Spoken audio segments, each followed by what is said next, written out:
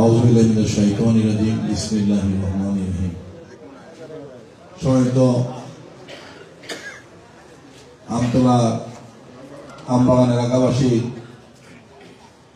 মুরিদগণ, ভাই ও বোনেরা, তারা বাসা থেকে আমার কথা শুনছেন, সবাই জানাচ্ছি আমার ব্যক্তিগত পক্ষ থেকে সংগ্রামী শুভেচ্ছা অভিনন্দন। আজকে বাংলাদেশের তিনবারের প্রধানমন্ত্রী বেগম খালেদা জিয়া অসুস্থ হাসপাতালে, তার সুস্থতা কামনায় আজকে এখানে আমরা দোয়া মাহফিল আলোচনার আয়োজন করেছি। বেগম খালেদা জিয়া বাংলাদেশের তিনবারের প্রধানমন্ত্রী ছিলেন। তিনি একটি মামলায় তাকে 10 বছর সাজা দেওয়া হয়েছিল, তিনি 6 বছর কারাবরণ করেছেন। এখন প্রশ্ন হলো, মামলাটা কি? একজন সাবেক প্রধানমন্ত্রীর 10 বছর সাজা হলো, তিনি 6 বছর কারাবরণ করলেন। আমরা একটা হাস্যকর মামলা। যে ব্যক্তি তিনবার প্রধানমন্ত্রী ছিলেন, যে ব্যক্তি সাবেক রাষ্ট্রপতি স্ত্রী ছিলেন, যে ব্যক্তি সাবেক সেনাপ্রধানের স্ত্রী ছিলেন, সেই ব্যক্তি তিনি 2 কোটি টাকা আত্মসাৎ করেছে। কি হাস্যকর না? আরো হাস্যকর ব্যাপার হলো, ওই 2 কোটি টাকা তিনি উঠাননি, ব্যাংকে আছে, এখনো ব্যাংকে আছে। ওই 2 কোটি টাকা বৃদ্ধি হয়ে 8 কোটি টাকা হয়েছে। কিন্তু ফ্যাসিস্ট সরকার তাকে টাকা আত্মসাতের মামলায় তাকে 10 বছর সাজা দিয়েছে। বেগম খালেদা জিয়া 6 বছর কারাবরণ করেছে। অথচ আমরা দেখতে পেয়েছি ফ্যাসিস্ট প্রধান হাসতে হাসতে তার একটি অনুষ্ঠানে বলেছিলেন, যেটা আমরা সবাই কিন্তু টিভির মধ্যে দেখেছি, তার পিয়ন 400 কোটি টাকার মালিক, তার পিয়ন হেলিকপ্টারে করে চলাফেরা করে। কোনো মামলা হয়নি, গ্রেফতার হয়নি, সাজাও হয়নি। এই ফ্যাসিস্টের আমলে আমরা পত্রিকায় দেখেছি, হঠাৎ করে বাংলাদেশ ব্যাংক থেকে 4000 কোটি টাকা উধাও হয়ে গেল, অর্থাৎ বাংলাদেশ থেকে উধাও হয়ে গেল। আর ফ্যাসিস্ট সরকারের অর্থমন্ত্রী বললেন 4000 কোটি টাকা কোনো টাকাই না, কোনো মামলা হয়নি, কেউ গ্রেপ্তার হয়নি, কেউ জেল খাটেনি, কেউ সাজা হয়নি। অথচ মাত্র 2 কোটি টাকা, যে টাকা এখনো ব্যাংকে আছে, ওই টাকা বৃদ্ধি 8 কোটি টাকা হয়েছে। এই অভিযোগে বেগম খালেদা জিয়াকে 10 বছর সাজা দিলেন, তিনি 6 বছর কারাবরণ করলেন। তিনি কারাগারে কিন্তু সুস্থ গেলেন। আপনারা যারা এই আমবাগান মগবাজার নোয়াখালীর বাসিন্দা, আপনারা দেখেছেন বেগম জিয়া কিন্তু এই মগবাজার আশ্রম ডিভিশন রোড দিয়ে গিয়েছে, সাদ্দার মোড় হয়ে, মগবাজার মোড় হয়ে এই রোড দিয়ে কিন্তু বেগম খালেদা জিয়া কোর্টে গিয়ে সিলিন্ডার করে কারাগারে গিয়েছেন। তিনি কিন্তু সুস্থ কারাগারে গেলেন। কারাগারে গিয়ে তিনি অসুস্থ হয়ে পড়লেন। তাকে ফ্যাসিস্ট সরকার 16 প্রয়োজনে মেরে ফেলার চেষ্টা করলো। যখন তিনি অসুস্থ হয়ে পড়লেন, বাংলাদেশের বিশেষজ্ঞ ডাক্তাররা তাকে চিকিৎসা করলেন। ডাক্তাররা বললেন বাংলাদেশের মাটিতে তার আর কোনো চিকিৎসা নেই, তাকে সুস্থ করতে হলে দেশের বাইরে নিতে হবে। ফ্যাসিস্ট প্রধান শেখ হাসিনা কিন্তু অনুমতি দেননি। দেশের বাইরে থেকে বিশেষজ্ঞ ডাক্তার আসলেন, তারাও কিন্তু একই কথা বললেন যে বেগম জিয়ার বাংলাদেশ মাটিতে আর কোনো চিকিৎসা নেই। উন্নত চিকিৎসার জন্য তাকে দেশের বাইরে নিয়ে যেতে হবে, বাঁচাতে হলে। শেখ হাসিনা বিদেশ নেওয়ার কোনো অনুমতি দেননি। শেখ হাসিনা ভেবেছেন বেগম খালেদা জিয়া বিনা চিকিৎসায় জেলখানায় মরে যাবেন, মৃত্যুবরণ করবেন, অথবা মৃত্যুর ভয়ে ফ্যাসিস্ট প্রধান শেখ হাসিনার সাথে আপোষ করবেন। কিন্তু না, বেগম জিয়া তো আপোষ করার লোক নয়। বেগম খালেদা জিয়া আপোষেন। যে ব্যক্তি দীর্ঘ 9 বছর এর সাথে বিরুদ্ধে আন্দোলন সংগ্রাম করে এদেশ থেকে স্বৈরাচারকে পতন করিয়েছিলেন, মানুষকে গণতন্ত্র দিয়েছিলেন, সে এরশাদের আমলে কিন্তু বেগম খালেদা জিয়াকে বহুতবার গৃহবন্দী করেছিলেন, বহুতবার তাকে রাস্তায় গাড়ি আটকে গাড়ি থেকে নামিয়ে দেওয়া হয়েছিল। তিনি সারাদিন রাস্তায় বসেছিলেন। তাকে পূর্বানি হোটেল থেকে এনএসএ গ্রেপ্তার করেছিল। তারপরে কিন্তু বেগম খালেদা জিয়া এর সাথে সাথে আপোষ করেননি। তিনি বাংলাদেশের ছাত্র সমাজ, যুব সমাজ, শ্রমিক সমাজকে নিয়ে তিনি দীর্ঘ 9 বছর আন্দোলন সংগ্রাম করে ছেলেদের পতন ঘটিয়ে বাংলাদেশের মানুষকে গণতন্ত্র দিয়েছিলেন। সেই নেত্রীকে বেগম শেখ হাসিনা মনে করেন আপোষ করবেন তার সাথে মৃত্যুর ভয়ে। কিন্তু না, আমরা দেখেছি বাংলাদেশের 18 কোটি মানুষের দোয়ায় বেগম খালেদা জিয়া মৃত্যুবরণ করেননি। তিনি মৃত্যুর যন্ত্রণা সহ্য করে তিনি বলেছেন, আমার যদি মৃত্যু হয় মৃত্যু হবে, তারপরও বাংলাদেশের মানুষের কাছে একটি আহ্বান রেখেছেন, সবাই যেন ঐক্যবদ্ধ হয়ে এই বাংলাদেশ থেকে ফ্যাসিস্ট মুক্ত করে বাংলাদেশের মানুষকে যেন মুক্ত করে সেই আহ্বান তিনি জানিয়েছিলেন। আমরা সেই আহ্বান শুনে আমরা বিএনপির ভারপ্রাপ্ত চেয়ারম্যান তারেক রহমানের নেতৃত্বে দীর্ঘ 16 বছর আন্দোলন সংগ্রাম করেছি। আমরা আন্দোলন সংগ্রাম করতে গিয়ে অনেক ভাই গুম হয়েছেন, অনেক ভাই খুন হয়েছেন। বেগম খালেদা জিয়া 6 বছর কারাবরণ করেছেন, মৃত্যুর সাথে পাঞ্জা লড়েছেন। তারেক রহমান মিথ্যা মামলা নিয়ে বিদেশে অবস্থান করছেন। বাংলাদেশের লক্ষ লক্ষ নেতাকর্মী মিথ্যা মামলা কারাবরণ করেছেন। তারপরে কিন্তু বেগম খালেদা জিয়ার নির্দেশে বাংলাদেশের প্রতিটি মানুষ তারেক রহমানের নেতৃত্বে ঐক্যবদ্ধভাবে আন্দোলন সংগ্রাম করে এই ফ্যাসিস্টকে এদেশ থেকে বিতাড়িত করেছে। শুধু ফ্যাসিস্ট প্রধানই কিন্তু নয়, ফ্যাসিস্ট প্রধানের সাথে এই বাংলাদেশের সমস্ত মন্ত্রীরা, সমস্ত এমপিরা, এমনকি ফ্যাসিস্টের নিয়োগপ্রাপ্ত জাতীয় মসজিদের খতিব সেও কিন্তু চোরের মতো এই দেশ থেকে পালিয়ে গিয়েছে। আমরা ফ্যাসিস্ট মুক্ত হয়েছি। আমরা যারা এই দলের কর্মী ছিলাম আমরা জেলখানা থেকে বের হয়েছি। আমাদের নেত্রী বেগম খালেদা জিয়া মুক্ত হলেন। তিনি মুক্ত হয়ে দেশের বাইরে গেলেন চিকিৎসার জন্য। তিনি কিন্তু সুস্থ হতে পারেননি, কারণ 6টি বছর জেলখানে ছিলেন। 6টি বছর তাকে স্বল্পজন দেওয়া হচ্ছে মেরে ফেলার জন্য। তিনি কিন্তু কোনো চিকিৎসা পাননি, চিকিৎসা সেবা নিতে পারেননি। এই 6 বছর স্বল্পজনের কারণে তার দেহের অনেকগুলো গুরুত্বপূর্ণ অঙ্গ কিন্তু নষ্ট হয়ে গিয়েছে।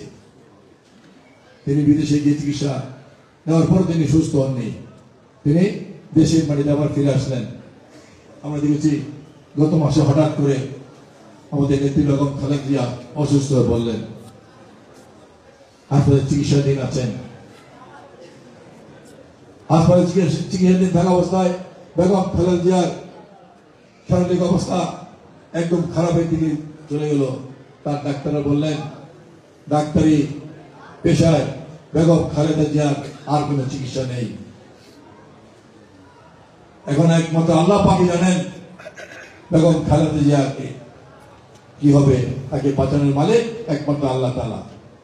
আমরা দেখেছি তারপর দিন শুক্রবার ছিল, বাংলাদেশের এমন কোন মসজিদ নেই, এমন কোন মাদ্রাসা নেই বেগম খালেদা জিয়ার জন্য দোয়া হয়নি। শুধু মসজিদ মাদ্রাসা নয়, বিভিন্ন ধর্মের মানুষের কিন্তু বেগম খালেদা জিয়ার জন্য তাদের উপাসনা লিখে প্রার্থনা করেছেন, দোয়া করেছেন আল্লাহ পাক যেন বেগম খালেদা জিয়াকে সুস্থ করে দেন। আমরা দেখেছি বাংলাদেশের আলেম সমাজ, সোশ্যাল মিডিয়ায় আপনারা দেখেছেন বাংলাদেশের আলেম সমাজ কিন্তু সিনিয়র আলেমরা বেগম খালেদার জন্য মন খুলে দোয়া করেছেন, কান্না করেছেন আল্লাহ পাক যেন বেগম খালেদা জিয়াকে সুস্থ করে দেন। 18 কোটি মানুষ বেগম খালেদার জন্য দোয়া করেছেন। এই কারণে কিন্তু বেগম খালেদা জিয়া এখনো আজকে তিনি 14 দিন হাসপাতালে এখনো কিন্তু আল্লাহর রহমতে বেঁচে আছেন। বেগম খালেদা জিয়া 3 বার বাংলাদেশের প্রধানমন্ত্রী ছিলেন। তিনি মানুষের উন্নয়নের জন্য কাজ করেছেন, দেশের উন্নয়নের জন্য কাজ করেছেন। জলোচ্ছ্বাস, বন্যা, ঘূর্ণিঝড় কোন কিছু কিন্তু বেগম খালেদা জিয়াকে আটকে রাখতে পারেনি। তিনি বাংলাদেশের এক প্রান্ত থেকে অন্য প্রান্তে তিনি ঘুরে বেরিয়েছেন মানুষের সেবার জন্য। বেগম খালেদা জিয়া যখন প্রধানমন্ত্রী ছিলেন তিনি কিন্তু বাংলাদেশের আলেমদের সম্মান করতেন, শ্রদ্ধা করতেন, ভালোবাসতেন। তিনি ইসলাম এই বাংলাদেশের ইসলামী জাহানের নেতা হয়েছিলেন। তিনি বাংলাদেশের ইসলামী শিক্ষা প্রসারের জন্য কাজ করেছেন। তিনি বাংলাদেশে কওমি মাদ্রাসা উন্নয়নের জন্য কাজ করেছেন। তিনি বাংলাদেশে কওমি মাদ্রাসা প্রসারের জন্য কাজ করেছেন। আজকে সেই মানুষটি আজকে অসুস্থ, হাসপাতালে চিকিৎসাধীন আছেন। বাংলাদেশে আলেম সমাজ যখন শাপলা চত্বরে তাদের দাবি নিয়ে সমাবেশ করেছিল, বেগম খালেদা সেদিন বাংলাদেশের প্রতিটি মানুষের কাছে আহ্বান করেছিলেন, আপনারা সবাই শাপলা চত্বরে গিয়ে আলেমদের পাশে দাঁড়ান, আলেমদের পাশে থেকে আলেমদের সহযোগিতা করুন। সেই মানুষটি আজকে হাসপাতালে। বেগম খালেদা জিয়া কিন্তু শুধু বিএনপির নেত্রী নন, তিনি বাংলাদেশের প্রতিটি মানুষের নেত্রী। তিনি বাংলাদেশের সকল ধর্মের বর্ণের মানুষকে তিনি উন্নয়নের জন্য কাজ করেছেন। এই কারণে আজকে বাংলাদেশের প্রতিটি মানুষ আজকে তার জন্য দোয়া করছে। আল্লাহ পাক তাকে এখনো সুস্থ রেখেছেন, পুরোপুরি সুস্থ, অনেক হাসপাতালে আছেন, জীবিত আছেন। আমরা দোয়া করি আল্লাহ তাআলার কাছে, আল্লাহ পাক যেন তাকে সুস্থ করে আমাদের মাঝে ফিরিয়ে দেন, তিনি যেন আবার আমাদের মাঝে কাজ করতে পারেন, জনগণের সেবা করতে পারেন। সম্মানিত এলাকাবাসী ভাই বোনেরা, যারা বিভিন্ন বাড়ি থেকে আমার বক্তব্য শুনছেন, আমরা দীর্ঘ 16 বছর তার নেতৃত্বে আন্দোলন সংগ্রাম করে এই ফ্যাসিস্টকে দেশ থেকে বিতাড়িত করেছি। আজকে একটি নতুন সরকার প্রতিষ্ঠিত হয়েছে। সেই কেয়ারটেকার সরকার আগামী বছর ফেব্রুয়ারি মাসে একটি নির্বাচন দেবে। গত 16 বছর বাংলাদেশের মানুষ নির্বাচন করতে পারেনি, ভোট দিতে পারেনি। দিনের ভোট রাতে যে সম্পন্ন করেছে। 2018 সালে আমাকে এই এলাকা থেকে নির্বাচন করার সুযোগ দিয়েছিল বিএনপি ধানের শীষ নিয়ে। সেখানে আপনারা দেখেছেন তফসিল ঘোষণার সাথে সাথেই এই ফ্যাসিস্ট সরকারের স্বরাষ্ট্রমন্ত্রী এই ঢাকা 12 4টি থানায় 91টি মামলা দিয়েছে। এক একটি মামলার আসামি 120 থেকে 160 জন, অর্থাৎ প্রায় 11,000 লোককে এই ফ্যাসিস্ট সরকার মামলা দিয়েছে একটি নির্বাচনী এলাকায় তফসিল ঘোষণার সাথে সাথে। এই মামলায় কিন্তু আমাদের এই 4টি থানার যেসব ভোটরা বিএনপি রাজনীতি করতেন তারাও কিন্তু রেহাই পাননি। একটি এলাকায় নির্বাচন আগে যদি 11,000 লোক আসামি হয়, এই এলাকার কিছু থাকে আর কিছু থাকে না। তারপরে কিন্তু সাহস নেই ফ্রি ভোট করার জন্য, তারা দিনের ভোট রাতে দিয়ে সম্পন্ন করেছে। আজকে আমরা আশা করি সেই অবস্থা থেকে আমরা মুক্ত হয়েছি। আজকে ফ্যাসিস্ট মুক্ত হয়েছে। আজকে বাংলাদেশের তরুণ সমাজ, যুব সমাজ, বাংলাদেশের মানুষ বুকে আশা নিয়ে বসে আছে আগামী নির্বাচনে তারা ভোট দিবে। কিন্তু আমরা দেখতে পাচ্ছি 2-1টি দল আজকে সেই নির্বাচনকে বানচাল করার জন্য চেষ্টা করছে। তারা প্রথম সংস্কার করতে হবে অথবা নির্বাচন করতে দেওয়া হবে না। আর ভাই, সংস্কার একটা চলমান প্রক্রিয়া। যতদিন পৃথিবী থাকবে, দেশ থাকবে, সময়ের তাগিদে সংস্কার চলতেই থাকবে। তাহলে কি নির্বাচন কখনো হবে না? এই সংস্কারের কথা যদি আমরা বলতে যাই তাহলে বলতে হবে বাংলাদেশের বাড়িতে প্রথম সংস্কার করেছেন বিএনপি শহীদ রাষ্ট্রপতি জিয়াউর রহমান। তিনি বাংলাদেশের সংবিধানে বিসমিল্লাহির রহমানির রহিম সংযোজন করেছিলেন। তিনি বাংলাদেশে বাকশাল বাতিল করে বহুদলীয় গণতন্ত্র প্রতিষ্ঠা করেছিলেন। তিনি বাংলাদেশে সকল পত্রিকার স্বাধীনতা দিয়েছিলেন। শহীদ রাষ্ট্রপতি জিয়াউর রহমান বাংলাদেশের প্রথম সংস্কার করেছেন। আবার যদি সংস্কার কথা বলতে হয়, বাংলাদেশের বাড়িতে সবচেয়ে বড় সংস্কার করেছেন দেশনেত্রী বেগম খালেদা জিয়া। কি হবে? বিএনপির গঠনতন্ত্রে কিন্তু রাষ্ট্রপতি সরকার ছিল, সংসদপত্রের সরকার ছিল না। 91 সালে যখন নির্বাচন হলো, বেগম খালেদা জিয়া এদেশের মানুষের কথা চিন্তা করে বিশ্বের সাথে তাল মিলিয়ে চলার জন্য তিনি কিন্তু নিজের দলের গঠনতন্ত্র উপেক্ষা করে তিনি সংসদীয় পদ্ধতির সরকার চালু করেছেন। বাংলাদেশের ইতিহাসে সবচেয়ে বড় সংস্কার। আবার সংসদীয় পদ্ধতি বলতে হয়, আমাদের পার্টির ভারপ্রাপ্ত চেয়ারম্যান ফ্যাসিস্ট ক্ষমতা থাকায় অবস্থায় 2 বছর পূর্বে তিনি কিন্তু সংস্কারের জন্য রাষ্ট্র মেরামতের জন্য 31 দফা দিয়েছেন। তিনি ভেবেছেন ফ্যাসিস্টের যদি পতন হয় তাহলে রাষ্ট্রকে সংস্কার না করলে এই দেশকে এগিয়ে নেওয়া যাবে না, দেশের গণতন্ত্র প্রতিষ্ঠা হবে না, দেশের উন্নয়ন হবে না। এই কারণে তিনি ফ্যাসিস্টের পতনের 2 বছর আগেই তিনি রাষ্ট্র মেরামতের জন্য, রাষ্ট্র সংস্কারের জন্য 31 দফা দিয়েছেন। আর যারা আজকে এই ফ্যাসিস্ট পতনের পরে সংস্কার কথা বলছেন, তারা কিন্তু ফ্যাসিস্ট যখন ছিলেন তারা কিন্তু মুখে তালা মেরেছিলেন, ভয় কথা বলেননি। আর আমাদের নেতা তারেক রহমান ফ্যাসিস্ট থাকা অবস্থায় কিন্তু সংস্কারের জন্য 31 দফা দিয়েছেন। আমি আমার বক্তব্য দীর্ঘ করবো না, আমি শুধু বলতে চাই, আবারও বলি, আমাদের প্রাণ নেত্রী বেগম খালেদা জিয়া অসুস্থ, একটু মহান করে দোয়া করবেন, আল্লাহ পাক যেন বেগম খালেদা জিয়াকে সুস্থ করে আমাদের মাঝে ফিরে দেন। এবং আমি বছর ফেব্রুয়ারি মাসে যে সংসদ নির্বাচন হবে, সেই সংসদ নির্বাচনে বিএনপি আমাকে এই এলাকায়, ঢাকা বড় এলাকায় ধানের শীষ নিয়ে নির্বাচন করার সুযোগ দিয়েছেন। আমি এই বৃহত্তর ঢাকা বড়তে জন্মগ্রহণ করেছি। এই তেজগাঁ রমনা যেটা এখন হাতিঝিল হয়েছে, এই বৃহত্তর তেজগাঁ বৃহত্তর রমনা আমার জন্ম হয়েছে। এই এলাকায় আমি ছোটকাল আমার ছোটকাল কাটিয়েছে, আমার শৈশবকাল কাটিয়েছে, আমার যৌবনকাল কাটিয়েছে। এই এলাকায় আমি রাজনীতি করেছি 43 বছর। আমার সচেতন 2 বন্ধু আছেন যাদের সাথে এক সময় ছাত্রদল শুরু করেছিলাম। আমি বৃহত্তর থানার ছাত্রদলের সেক্রেটারি ছিলাম।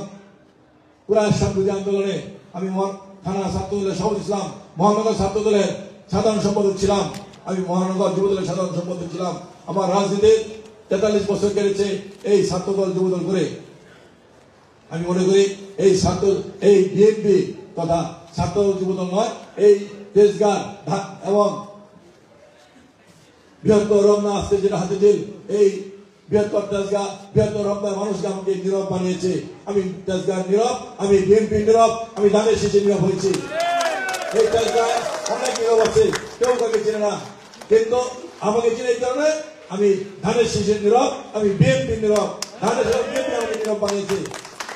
এই এলাকায় জন্মগ্রহণ করার সুবাদে, এলাকায় বড় হওয়ার সুবাদে, কেউ হয়তো আমার বড় ভাই, কেউ ছোট ভাই, কেউ আমার বন্ধু, কেউ আমার ভাতিজা, আমি কারো ভাতিজা।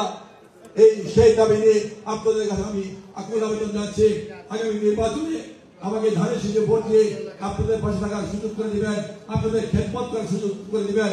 আল্লাহ পাক যেন আমাকে কবুল করেন।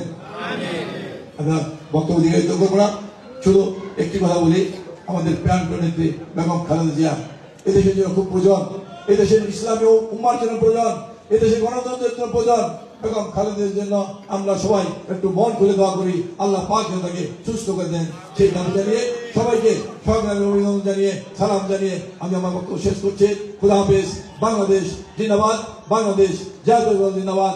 শহীদ মরক আমাদের প্রাণ নেতা তারেক রহমান জিন্দাবাদ, তারেক রহমান জিন্দাবাদ। আমাদের প্রাণ নেত্রী বেগম খালেদা জিয়া সুস্থ হয়ে আমাদের মধ্যে ফিরে আসুক। আসসালামু আলাইকুম।